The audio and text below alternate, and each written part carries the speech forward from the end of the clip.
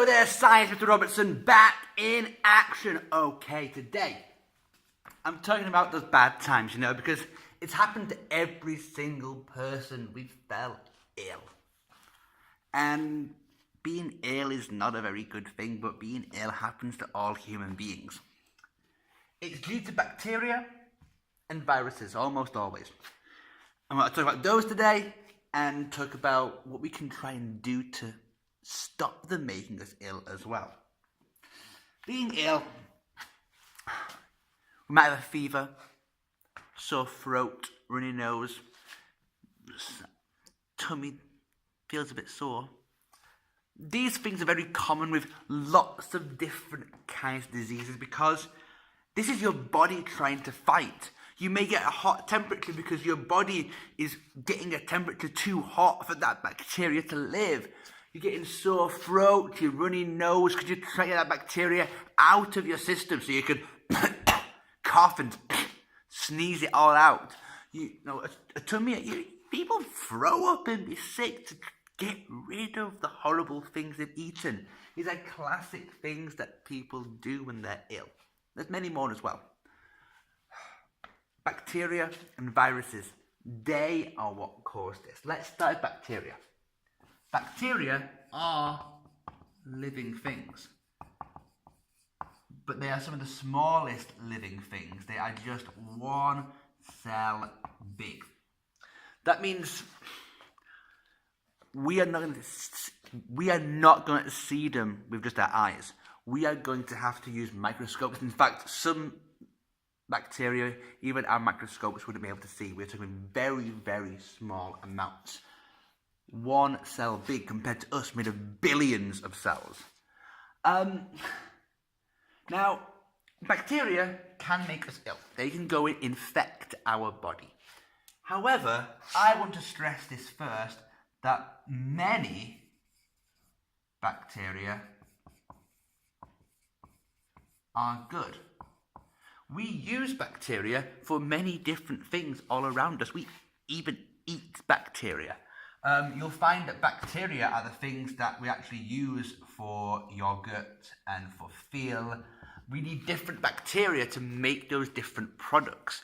So yes, you're eating bacteria when you have them, and they're good bacteria because those bacteria then go into our digestive system and help break down food. There is lots of research at the moment in science really thinking about how the bacteria you have in your stomach is probably the most important thing about your health. I've heard crazy stories and research about people getting other people's poo and putting it up them to give them their bacteria. Crazy science is happening because we know how important this is here. And also, not just are bacteria good for this purpose, but also for different products as well. You would never be able to make a cheese without bacteria, for example. So, bacteria are good and we need them around us. And I do not want a world scared of bacteria. They are all around us. They're on my hands. Millions of them on my hands right now. They're on the screen, they're on the pen. They are going to be everywhere. And our body can cope with it. I don't get ill. My body can cope with those bacteria, even though there's millions of them around me all the time. There can be a few which can be very dangerous. But don't be scared of the word bacteria. Don't think we always have to kill all bacteria. Yes, go to the toilet, you wipe your bum. Yeah, go and wash your hands. You don't want those bacteria getting in your mouth. Absolutely not. But we don't have to stress about everything with bacteria. I touch a door handle, somebody else a door handle. I'm 99.99999999999% sure that I'm gonna be fine to hold that door. Okay. If though we do have bacteria which do get into our body, and they are doing us a bit of damage, then what we need to do is we need to get them out. We have the white blood cells that have that job. They have a destroy. They have a destruction job on their hands. How are they going to be able to get rid of those bacteria? And they have to go and destroy them. Usually they go around and they engulf, they go and basically eat them up. Sometimes though, the white blood cells may be a little bit slow to react. And if they're too slow, then you can get an infection. Or of course, if the bacteria is just winning, then you can get an infection and it continues. Happens a lot more to younger children and older people which have a weaker system to defend. If we need to, with bacteria, we can then use different medicines to try and break them down. The most famous one would be penicillin, you may have heard, which is an antibiotic. It is something that can kill the bacteria. We need to be careful about how much we use them because some bacteria have now worked out ways to beat this. We should only use it when we definitely need to as a society so that we don't make these bacteria all stop. We have a weapon. If we always use our weapon, the other side will learn what our weapon is and find a new way. So we need to be a little bit careful. We shouldn't just go nuclear and just destroy anything and everything. We should take our time. The same applies to viruses. Although viruses are not living things, basically a virus, if I drew one out, they kind of look like this, is basically a coat of protein with DNA. Bit of DNA inside. Or any kind of genetic code. It might not be DNA. In fact, it's probably RNA. But let's just say with code inside. But it doesn't think, it can't live by itself. It doesn't do very much. I don't really know why they exist. But what I do know is that there's a code. And the point of this code is to copy itself over and over and over again. You may have heard the term computer virus. A computer virus is a code that makes a computer do the same thing over and over and over and over and over again until it is blue screen of death. A virus, in reality, is exactly the same thing. That's all it can do. That is not being alive, in my opinion.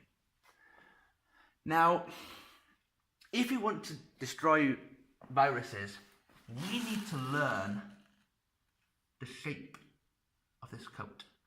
We need to learn what this virus looks like so we can destroy its coat. If we can do that, we can then break it down. We have to learn that shape. And basically here, what's going to happen is here I've got some beautiful white blood cells. They can make things called antibodies. And antibodies are pretty much the same shape as a virus. So this goes here and it goes, oh, I've seen this virus. I make this shape and go and destroy it. That's how this works. That's why if you get a virus once, you have white blood cells that remember. And then they go, oh, that virus, it's here again. Make the antibody. Yes. So you have a different antibody for every virus. And you go, and get them. You get that virus out of you.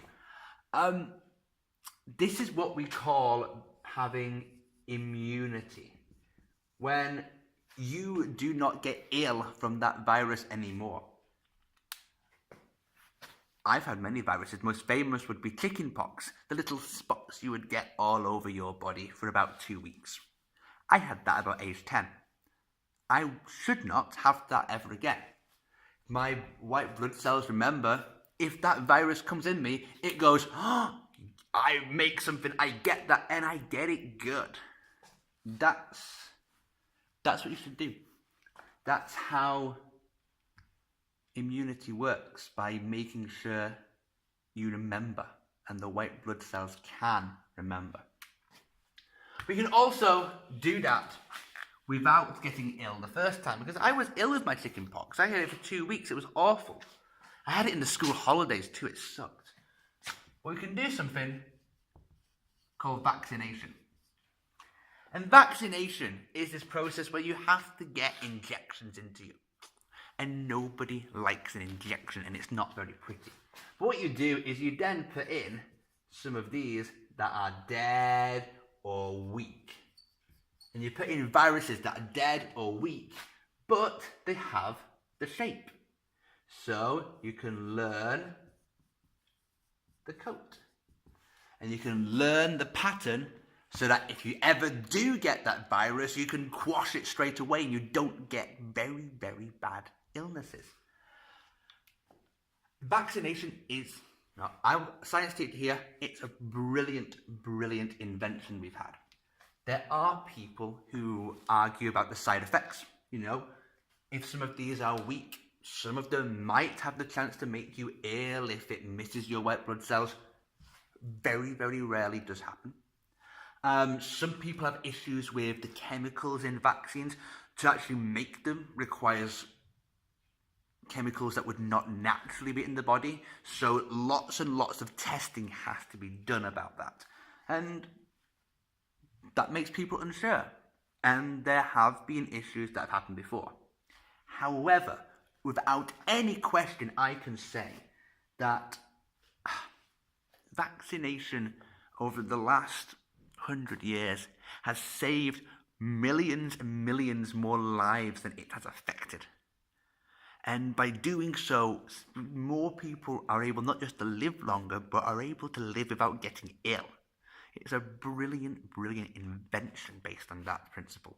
And what is important is that the whole society can get vaccinated. Because at that level, if everybody can do it, then some of these diseases, we can actually stop them from existing rather than still continuing in small levels. If we can stop it, then there might not be a need for vaccination again. And we've done that before with some viruses. Thank you very much.